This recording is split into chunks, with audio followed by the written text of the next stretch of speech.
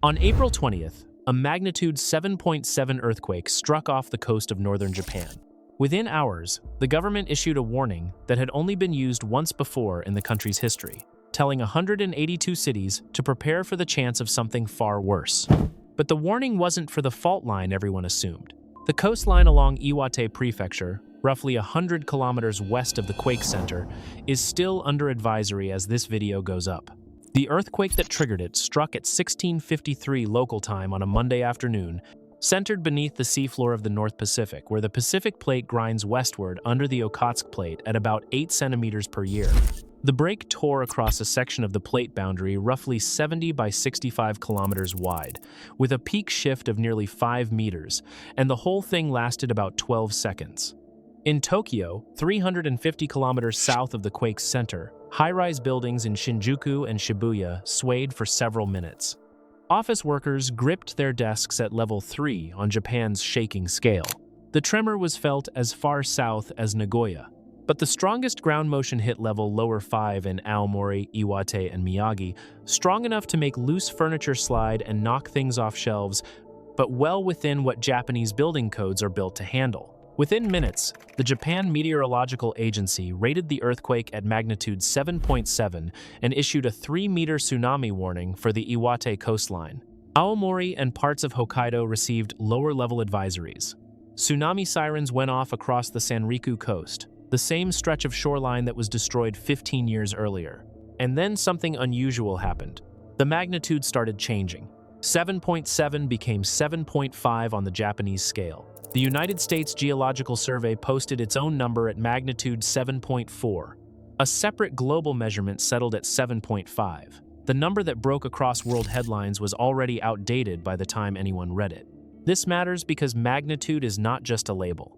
Each full step up means roughly 32 times more energy. The gap between 7.4 and 7.7 might sound small, but it stands for a big difference in released energy, and it changes how earthquake scientists read the break and judge the aftershock risk. The damage told a very different story from what the magnitude suggested. 6 people were hurt across Hokkaido, Aomori, and Iwate. 2 of those injuries were serious. Everyone survived.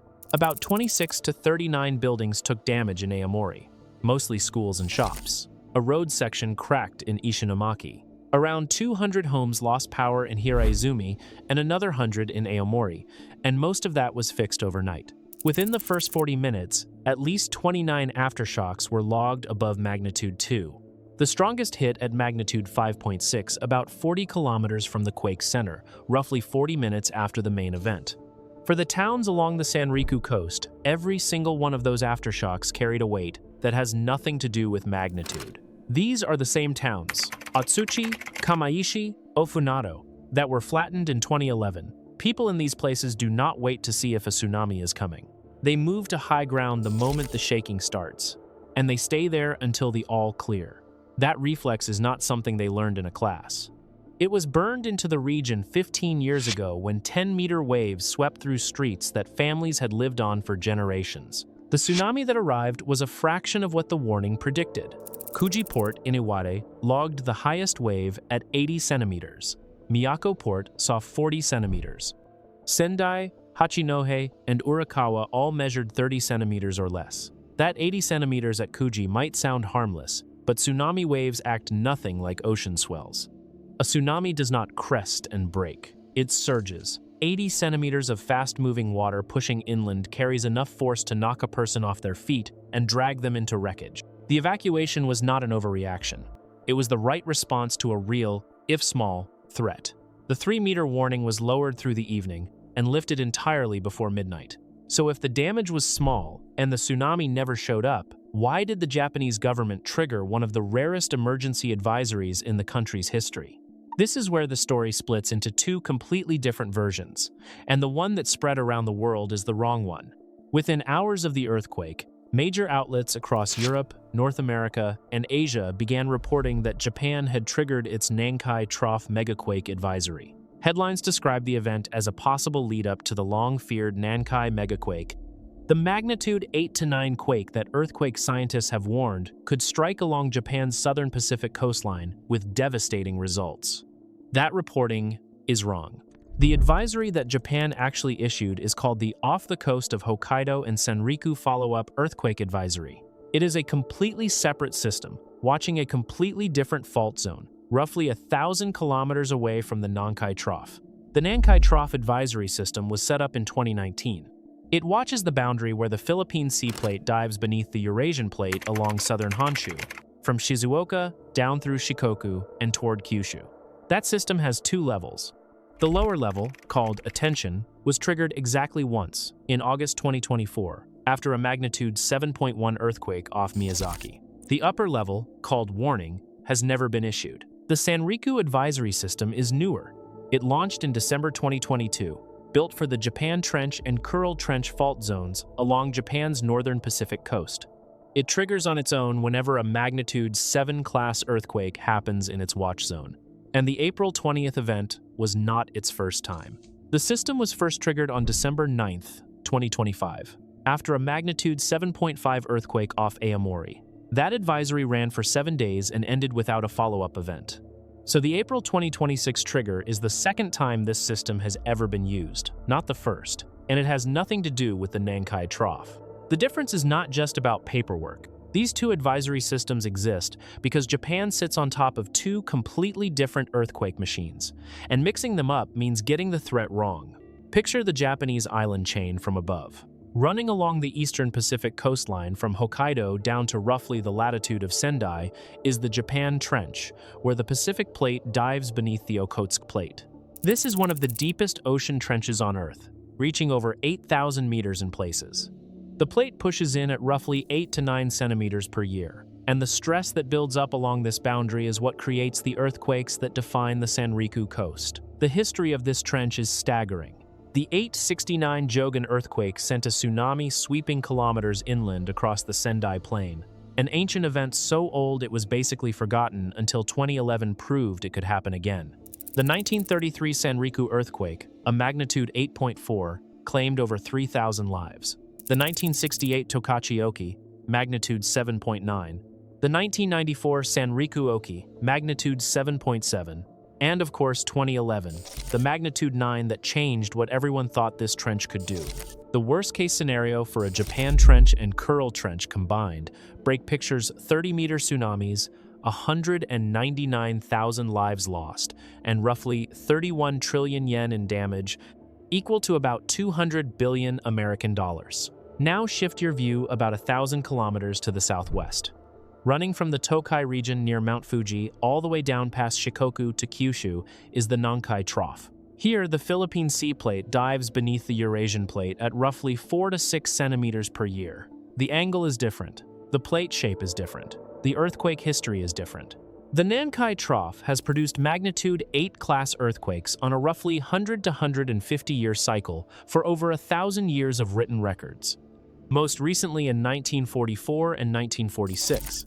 It has now been 80 years since that last pair, and the stress building along the plate boundary has been growing for every one of those years. The cities sitting above the Nankai Trough include Osaka, Nagoya, Kobe, and the packed Pacific coastline of Shikoku, a combined population that dwarfs the Sanriku region. These are not 2 sections of the same fault. They are 2 separate systems on 2 different plates, with 2 different speeds, 2 different earthquake histories, and 2 different worst-case outcomes. Mixing them up is like confusing the San Andreas Fault with the Cascadia Zone, because both happen to sit along the Pacific Ring of Fire. If you're finding this useful, hit subscribe. I cover earthquakes, water systems, and the geography behind the headlines every week. Now, the reason the Sanriku Advisory exists at all goes back to a very specific chain of events, and understanding it explains the 1% chance figure that the Japanese government cited for the 7-day warning window. On March 9th, 2011, a magnitude 7.3 earthquake struck off the Sanriku coast, roughly in the same area as the April 2026 event. Earthquake scientists noted it as a big quake, but not an extraordinary one. The Japan Meteorological Agency issued tsunami advisories. News outlets covered it briefly. Within 48 hours, life had pretty much gone back to normal along the coast. 2 days later, on March 11th, the same fault system produced a magnitude 9.0 break, 32,000 times more energy than the first quake. The The Tohoku earthquake and tsunami took over 18,000 lives, triggered the Fukushima Daiichi nuclear disaster, reshaped global energy policy, and forever changed how Japan thinks about earthquake risk. The wave heights in some Sanriku inlets topped 10 meters. Entire towns were wiped off the map. That March 9th quake is the anchor for the entire Sanriku advisory system. The hard truth is that nobody saw the March 9th earthquake as a warning shot until after the March 11th main shock.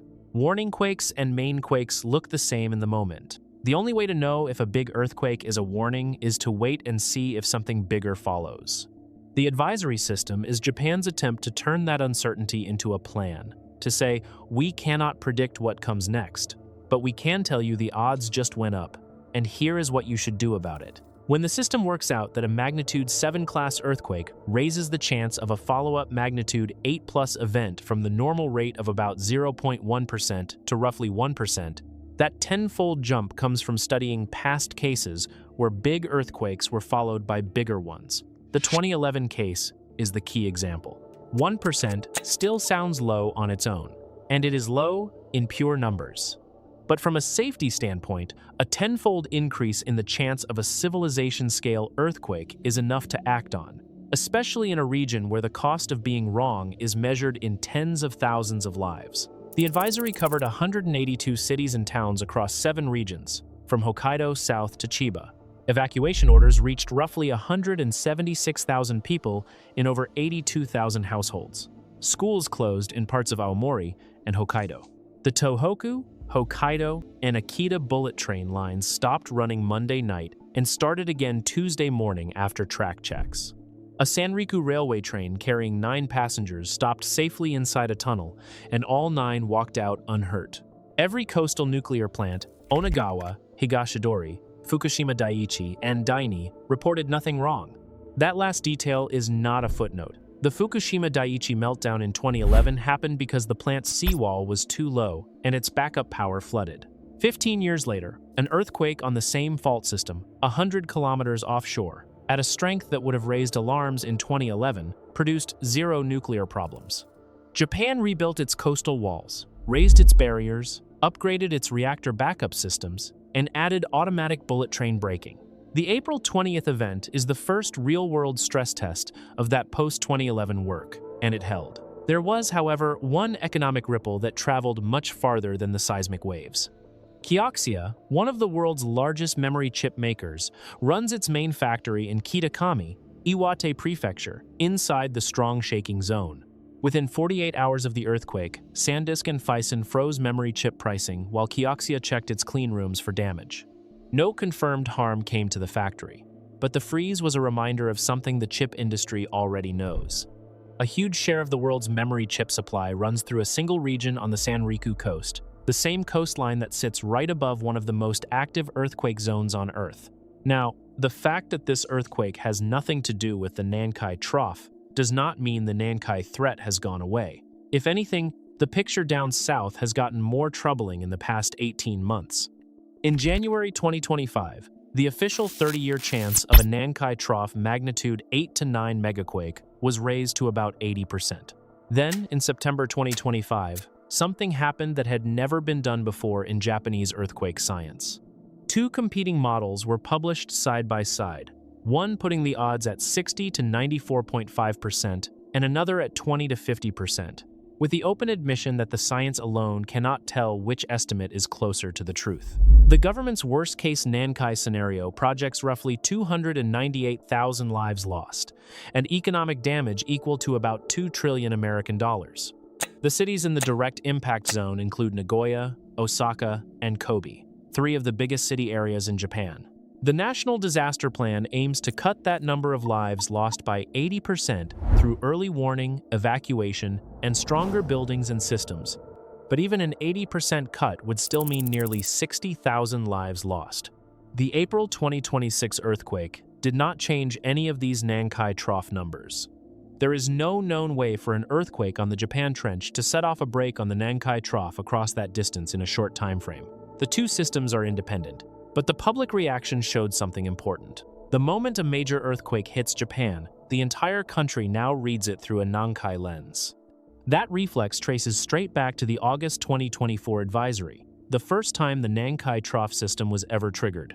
It built a national mindset where every big tremor feels like it could be the opening act. Whether that watchfulness turns into lasting readiness or slowly fades into warning fatigue is one of the biggest questions for Japanese disaster planning over the next decade. Prime Minister Sanae Takaichi, facing her second Sanriku advisory in 5 months, struck a very careful tone in her press conference. The message was to keep up daily life and business while staying ready to evacuate.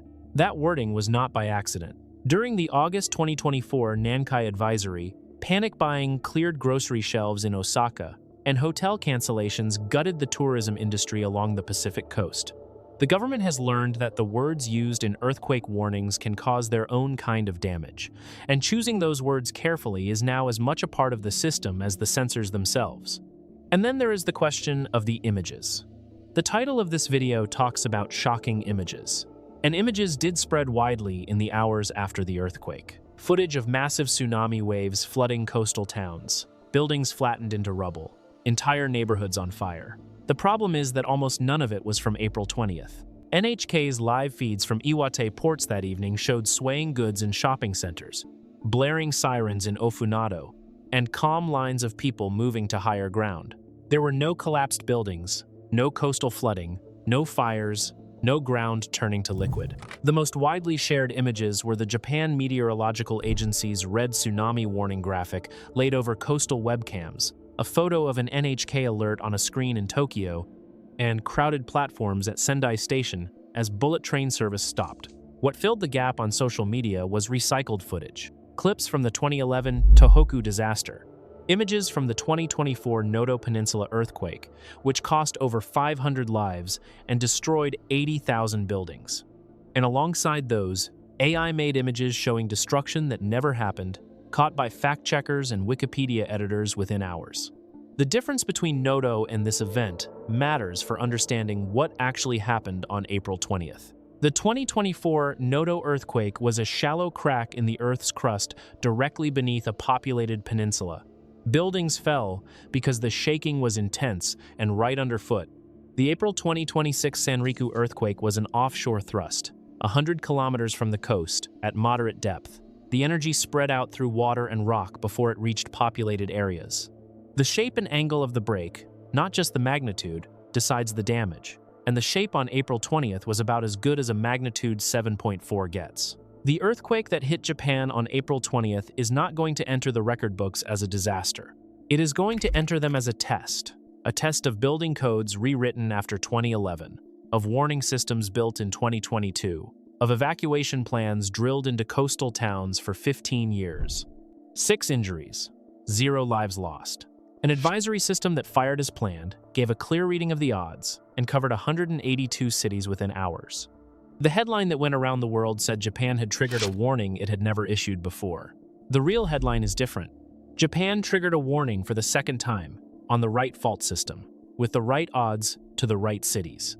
The Nankai Trough, the one that keeps earthquake scientists up at night, is 1,000 kilometers away, sitting at an 80% 30-year chance, waiting on its own schedule. The next time the ground shakes in Japan, and it will, the question is not whether the warning systems work. April 20th answered that. The question is whether the earthquake that finally pushes them past their limits comes from the fault everyone is watching, or from the one they just survived. If you want to follow how these fault systems develop, subscribe. The Sanriku advisory window closes on April 27th. The Nankai Trough timeline does not have a closing date. Click the video on screen for more on how the plates beneath us shape the world you live on.